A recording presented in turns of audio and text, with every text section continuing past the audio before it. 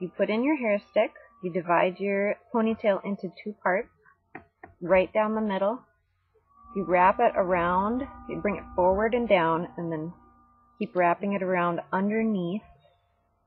However long your hair is, it doesn't matter. Mine happens to end right there. Sorry that a few extra little strands fell out, but I couldn't see it.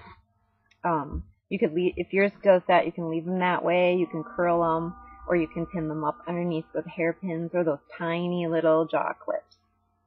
And it ends up looking just like this. You can add more hair sticks